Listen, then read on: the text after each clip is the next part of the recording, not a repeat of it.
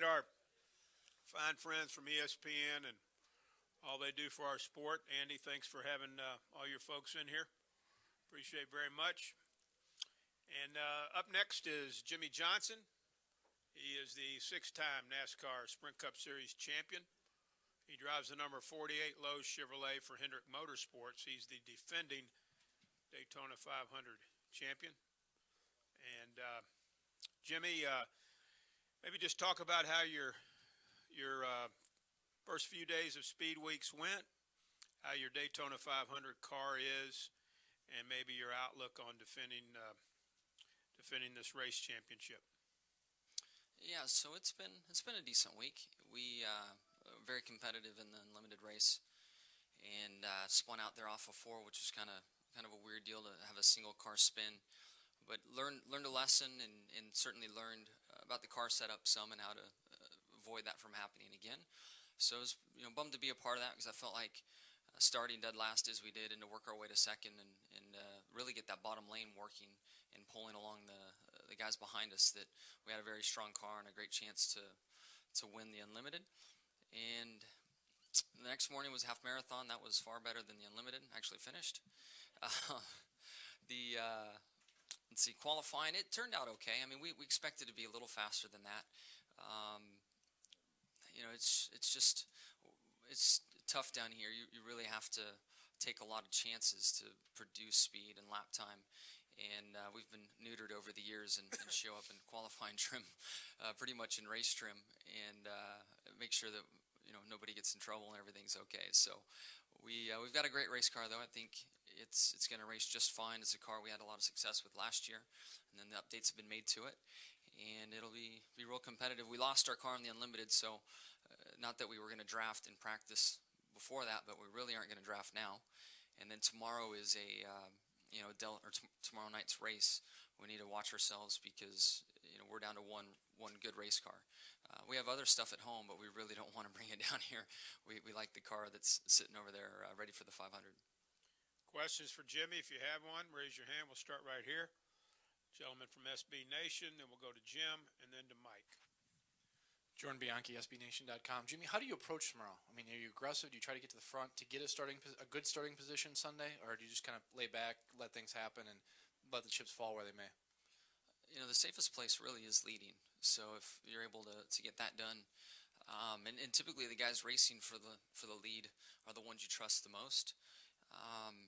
Especially with this package, and since this package came along, we've elected to not ride in races, and have raced for every lap, and it's paid off for us. So we'll keep that same mentality, but historically the duels are pretty calm.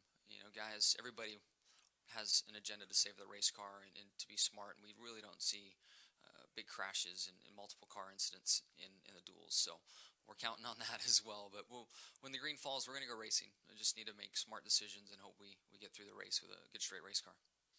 Go to Jim Utter, Mike Embry, Holly Kane. Jim Utter, Charlotte Observer. It kind of touches on what you just said. I was just wondering if you thought it might be any different, the type of racing, since it's going to be at night, and maybe be a little bit more similar to the Unlimited, and just because it'll be different conditions than what you generally have seen in the past, and certainly different than what you'll see on Sunday in the 500. Yeah, if the track stays hot like it is today and we're up in the 80s, a night race would bring more grip back, make the cars a little racier. But I feel more than anything, this track's pretty forgiving right now. The asphalt they put down and the job they did is really, really, really strong. But the energy, night racing, knowing that we're going to be racing in prime time, that's going to bring the energy up. Hopefully we'll have a strong attendance here, and all that stuff will drive the energy up and potentially the risk factor. We'll go to Mike Embry, Holly Kane, Tom Jensen. Mike Embry, USA Today. Jimmie, beyond your quest for a 7th championship, which obviously will be a big storyline this year, how do you feel about the changes that have been made, how they might impact Dale Jr.'s shot at a first championship? There's been a long wait for that, and a lot of people wondering about that. Does he have a better shot under this plan, or worse, or what do you think? I'm going to sound like a selfish driver and say haven't spent any time thinking about Dale Jr. winning a championship. I've thought about how I can win it. How it will help me. Yeah, I do know that they have been very consistent and have been very close to wins through the season. You know, you need to win in the chase, and I know that they're plenty capable of that. But I don't know. I really don't know how to look at the final 10 races and how to handicap it. I feel good about us looking at statistics and what we've done in the past and winning races in the chase, and you know, that's obviously a requirement now. So as far as others, I don't know. I'm just kind of babbling now. I'm sorry. Go to Holly Kane, Tom Jensen, Brant James. Holly Kane, NASCAR.com.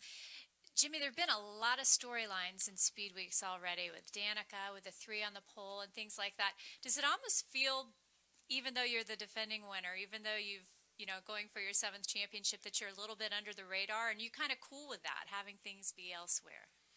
I think a lot of people are tired of hearing my name, so it's not bad to have the attention go somewhere else. And I hope to be back in everyone's mindset come Sunday evening and being the winner of the Daytona 500. But it is, from the 3-car standpoint, that's the perk of winning the pole. I mean, you get to sit on it for, I don't know, a week basically, and all the headlines lead off with you as the pole sitter, and we've been fortunate to be in that situation. I'm sure Danica would have rather not, you know, be in the headlines at all with what's transpired there. But you know, we're under the radar for now, I guess, but certainly hope to change that come race time. I don't know. Let's go to Tom Jensen, Brant James, Marty Smith. Hi, Jimmy. Tom Jensen, FoxSports.com. With this car, with this package, take us through where you want to be, maybe the last 3 or 4 laps, coming to the checker. You know, how do you race for the win?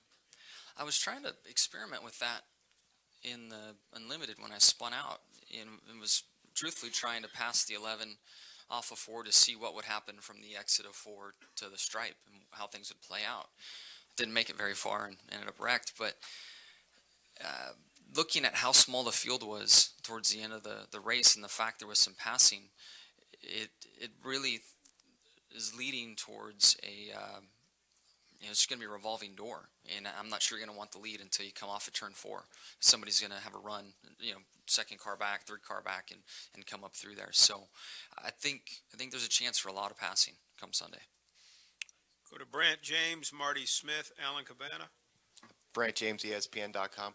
Do drivers like the duels, like the risk-reward of it? Because it seems like in many ways it's just a way to wreck a really good car if you happen to have one. That's my perspective this year. When you get through the Unlimited and you have a straight race car sitting there, you're much more relaxed and race the duel and have fun and forget about things. But it'll be weighing on my mind the whole race that we could lose that car and put ourselves in a big hole for the 500. Let's go Marty Smith, Alan Cabana, Lewis Frank. Johnson, as you enter this year with the opportunity to tie the greatest, how much thought, like real thought, have you given to history and to that opportunity that's before you? Since the banquet, not much thought.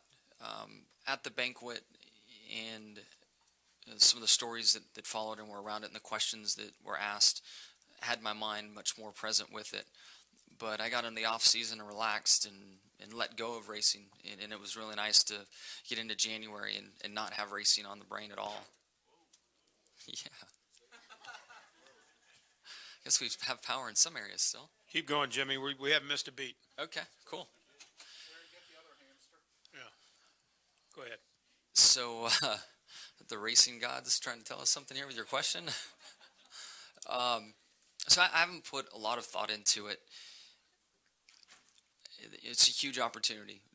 Obviously, it's a huge opportunity that we have, and I feel like we'll be able to get a look or two at it as this year goes on and the next few years go on. So it'd be awfully cool to get it done, but it's been out of my mind for a couple months. So I don't have anything too relevant to discuss.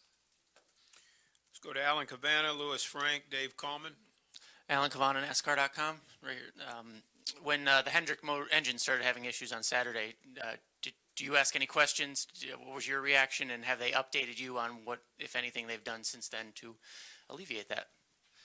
Yeah, I didn't know that we had an engine problem, and my wife was changing Lydia's diaper in the back of the motorhome and said, "What's going on with the Hendrick engines? The second one just blew." And I had no clue. I was up front with Genevieve and didn't have a clue what was going on. So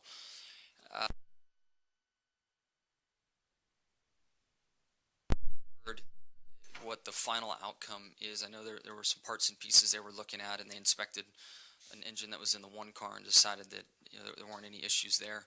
So we'll see. I know that they're on top of it. So if there was a burning topic, I would have had a phone call or two by now. So I assume everything's under control. Louis Frank, Dave Coleman, Nate Ryan, and end with Mike Vega. Louis Frank of Reuters. Jimmy, last year you came here with a new car and won. There's been straight back there Okay. in the dark. Last year you came with a new car and won. This year there's been some minor changes. Has that affected how you will drive on Sunday? Not really. I think what affects at least my driving on the plate tracks is the style of racing. It didn't fit my style all that well. And I just figured out the drafting thing before the Generation 5 car was kind of put to rest. And one in 2006 here, one at Talladega a couple times. And then it moved on. And when this car came back in the style of drafting was like the Gen 5 car, I was real optimistic, and so was Chad. And I think Chad pointed it out to me that this kind of goes back into the sweet spot of drafting that I'm good at.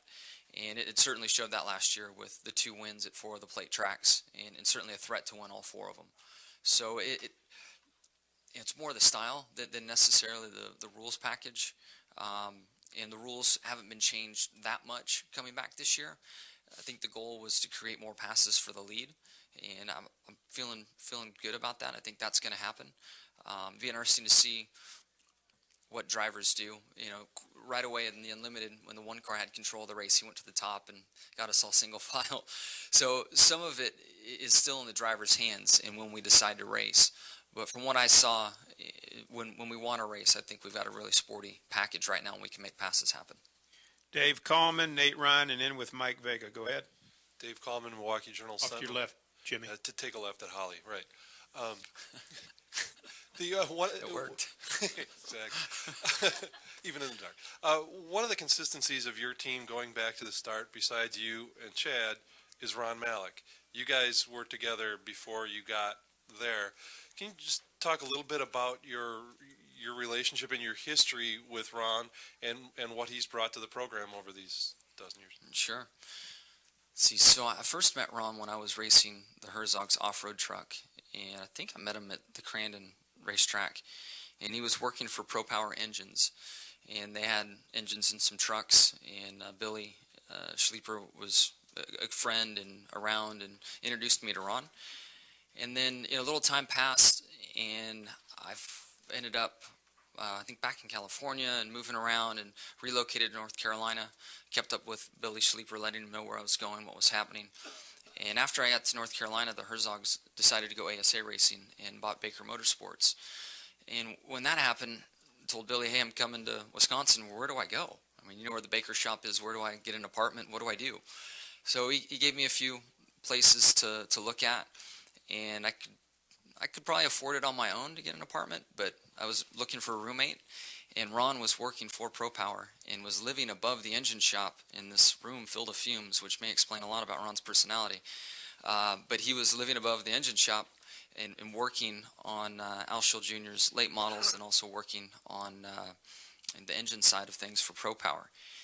And Ron came to work for us for a few months, and then after we moved in for a few months together. And then after that happened, we relocated our race shop, our ASA shop, and expanded, and we needed another full-time guy on the team, and it ended up being Ron. So that started in, I guess, the winter of '97 when we first got our apartment, and then he came to work for us at Herzog.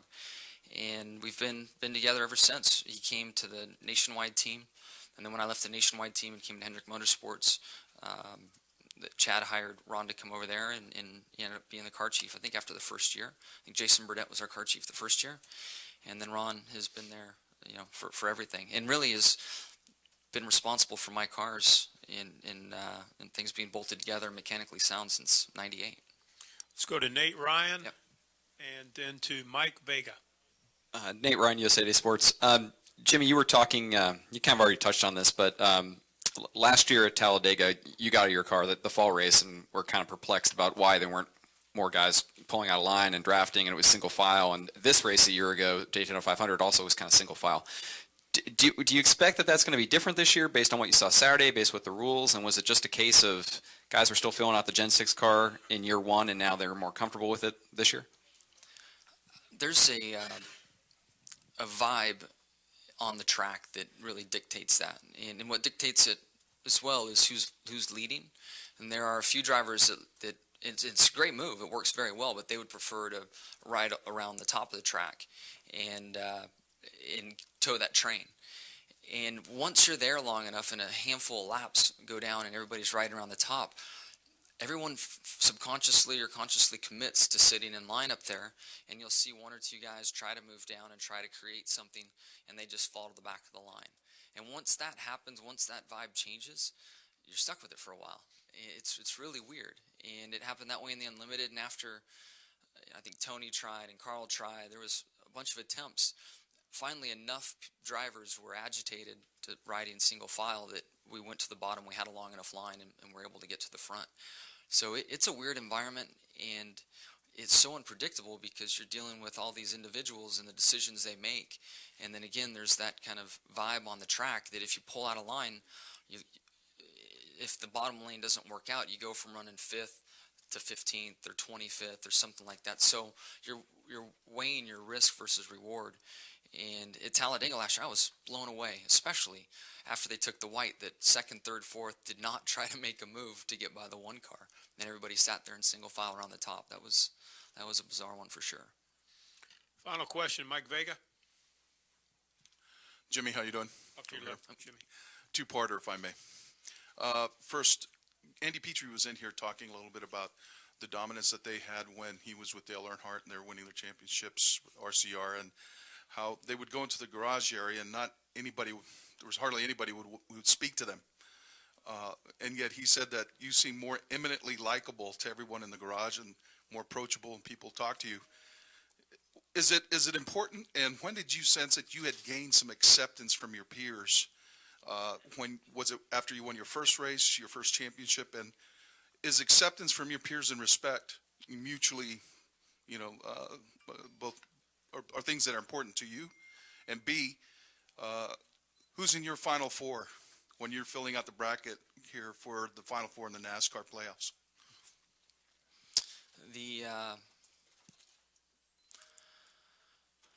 I've already forgotten what the first part of the question was. It tells you. Acceptance, yes. So the respect factor from my peers is really important to me, and it always has been. I attribute a lot of that to the way I grew up racing and had some success, but not a lot of success. And I enjoyed the racetrack because of my passion of competing, the relationships and friendships I had in the whatever pits or garage area that existed, those vehicles I was racing. So that whole environment's always been very important to me, and relationships and respect have been really the foundation of all of that. And I'd have to say, though, it was probably second or third championship before I felt maybe a certain level of acceptance or respect. I don't know why. I mean, it could have very well been myself, and I know that over the years I've become a lot more comfortable in my own skin in the garage area, where I fit in the sport, how I fit into Hendrick Motorsports, and it's weird that it might have taken me 2 or 3 championships to feel that way, but there's an argument for that for sure. So, now in today's world, I take a lot of ribbing from the guys in the garage, and that's fine. Their friendships, and I look forward to it and enjoy it, and I do feel the respect in the garage area, and it means the world to me. It means more than the trophies ever will. Those relationships really are everything for me. And then my bracket, certainly had to put the 48 car in there. I think the 20, the 18, And the 24 would be my 4.